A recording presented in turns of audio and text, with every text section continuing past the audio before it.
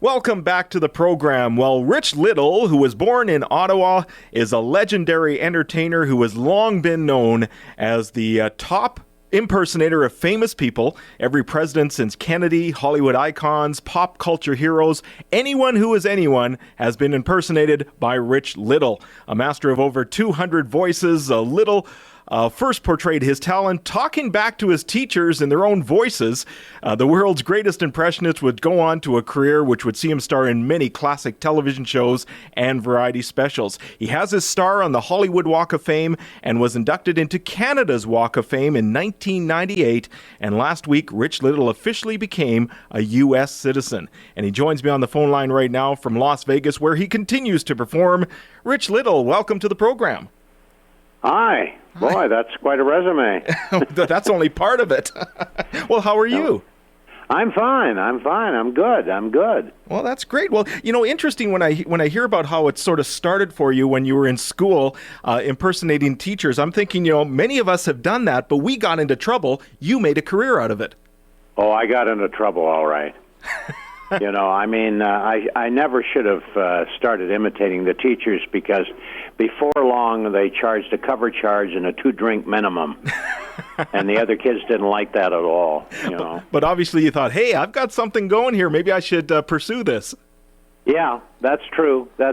And when I got out of school, I started imitating local politicians and prime ministers and people in Canada until I went down to the States in 1965 to do the Judy Garland show, and that's when my career began in the States. This is what I've always wondered, Rich, when it comes to the term impressionist versus an impersonator. Is there a difference?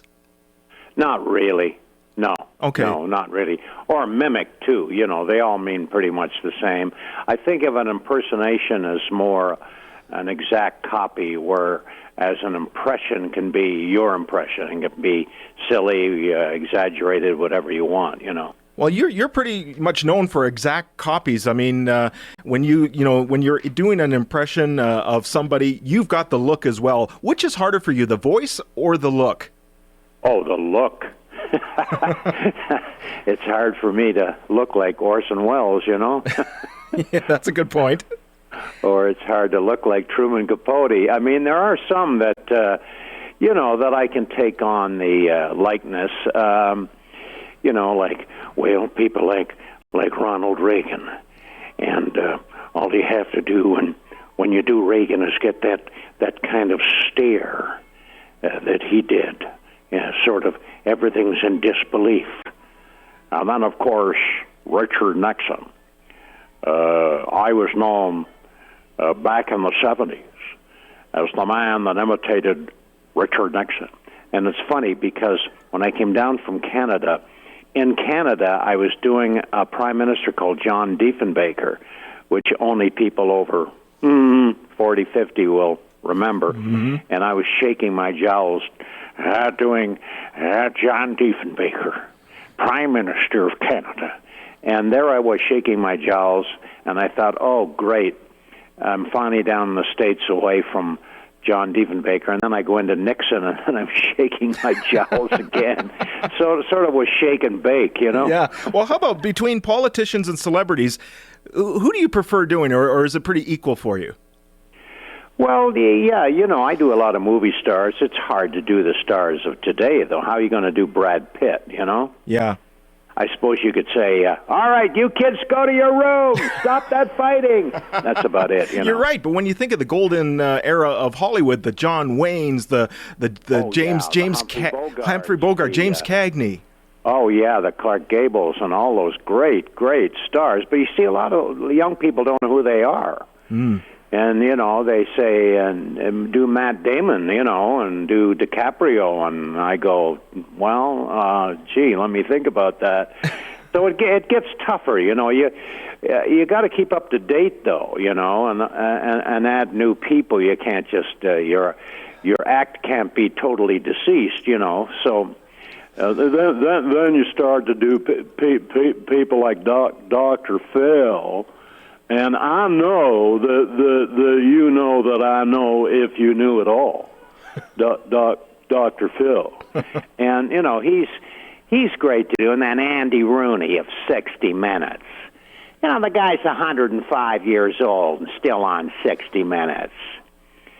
You know, if you write a book about failures and it doesn't sell, would it be considered a success? Very good. But I mean, a classic. I mean, your Johnny Carson has to be towards the top of your list as one of the favorites to do. Johnny Carson, you know, I would sometimes on stage finish doing my Johnny Carson. I'd be so into character, I would walk to my dressing room and find myself writing out an alimony check. And after a while, it got a little expensive, Johnny Carson. But Johnny was great for me because, you know, I mean, The Tonight Show back in the 70s, you know, I mean, that was the show to watch. Mm-hmm.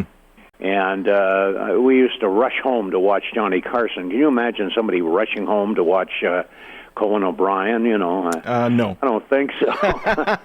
May not have to rush too long, though. I think he's leaving. Yes. So, Rich, tell us about, is there someone that you really, really wanted to do and you just couldn't get it? Well, you know, there's a lot of people I wish I could do. You know, I mean, I'm still working on my Barack Obama, you know. Ah, that's right, because you've done every president since Kennedy. Barack Obama, I think I'm going to make a good president. I look ahead and plan my mistakes very carefully. That's the secret. Unless he's using a teleprompter, everything is,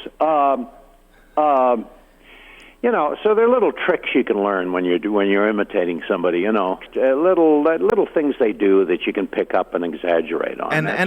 And at what point when you're working on someone do you say, okay, I've got it? Do you have other people who tell you, you know, that you're close, you need to work on this, or is it all yourself before you decide when to take it to the entertainment industry? Oh, I can hear it when I do it. Okay. I'm my worst critic. Mm-hmm. You know, a lot of people, I don't hear it.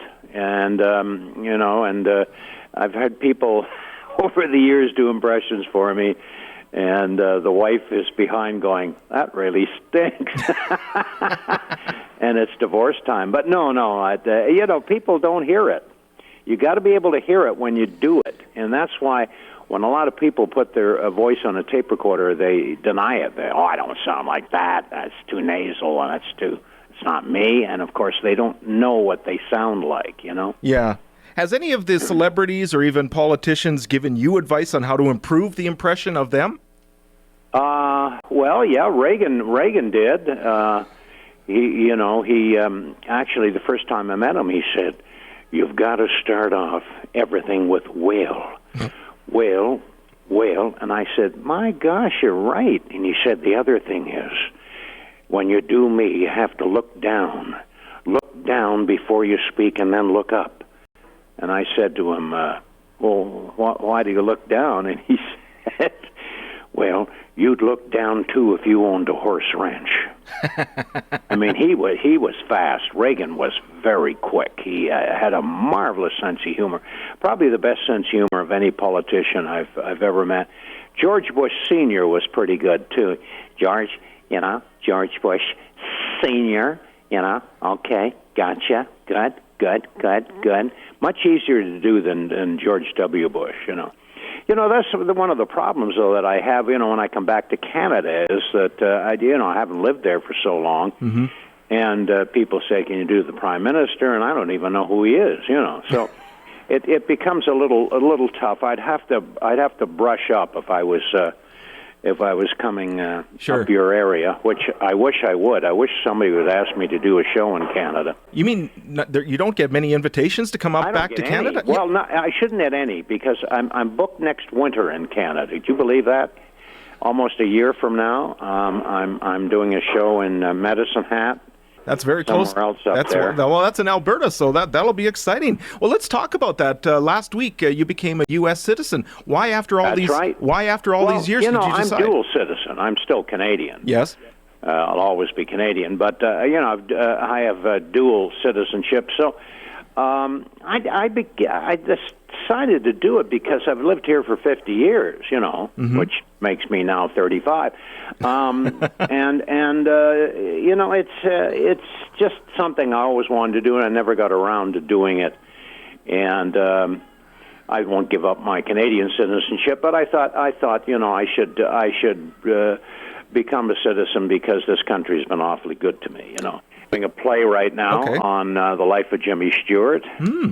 And I've got a lot of people in the play other than Jimmy Stewart because, young people won't really know who he is, but older people sure will. And I put all my voices into it, and I think it's an interesting play, and I hope to get a chance to do it in Canada because I think they'd like it because it's very very American, but it's very Canadian too because Jimmy was loved everywhere. And is it a 6-hour play because it takes so long for Jimmy Stewart to get any words out? Oh, that's funny. Yeah, Jim used to say, "Rich, I wish you were around when I was making all those movies.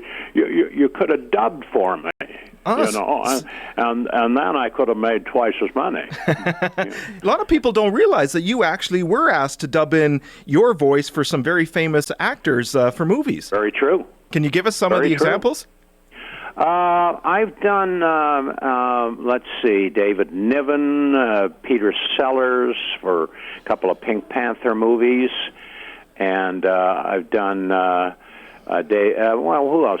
Gene Kelly, Tony Curtis. Yeah, I went back and dubbed for Tony Curtis one time, and Tony said to me, "Rich, why did you go back and do that? Those people were terrible to me. I never got paid. And then you went in and saved their bacon." He's a little bit upset. I said, "Well, Tony, I got paid." "Oh, well, that's different. I didn't." Well, it's an incredible career, Rich Little. I mean, you were honored on Canada's Walk of Fame over 10 years ago. I know you have. I'm really privileged because I've got a star on King Street, I guess, in Toronto, and one in Palm Springs, and one in Las Vegas, and. I guess that's about it. I mean, I've got Hollywood Boulevard, too. Yeah. Yeah, 4 stars. My father always told me I'd end up in the street, and I guess I did. But, I wish I could come up there and perform more because I miss performing in Canada because I like Canadians, and, I still say oot and hoos once in a while, And how long did it take you to get rid of the A? Yeah. And the A, well, you never get rid of the A, That's I remember right. a Canadian saying to me, "Hey, my car is stalled out on the highway." And I said, "Really?" And he said, "Yeah, I guess I got a phony AA." Oh, okay. So are you still a proud Canadian, Rich Little? Proud Canadian. I still have ties with Canada. I have shirts and socks and belts, too, but I have a lot of ties in Canada. And, no, I have a lot of friends in Canada. I still have a lot of friends in Ottawa. But, Edmonton, I spent a lot of time in Edmonton in the early days. Did a couple of shows there over the years. Yep, not lately, though. So I'm asking you to be my agent and get me a booking there at the Art Center or something. You keep fishing. You keep fishing for an invite. I might take you up on that. I'd like to do Jimmy Stewart up there. I really would. I think it. Even if you don't know Jimmy, there's enough voices. I've got 30 voices in this show. Mm-hmm. And so, there's always something happening. So it isn't just a monologue of Jimmy talking for an hour and a half. There's a lot of things happen in it. And I'd love to do it in Canada. So anyway. We'll work on that. Rich, it's been a pleasure speaking with you. Thank you for your time today. And we hope to see you. We'll make arrangements. Hope to see you in Canada soon. Well, remember, I'm still a Canadian A, and I'm Canadian B, too. Thank you, Rich Little. Thanks.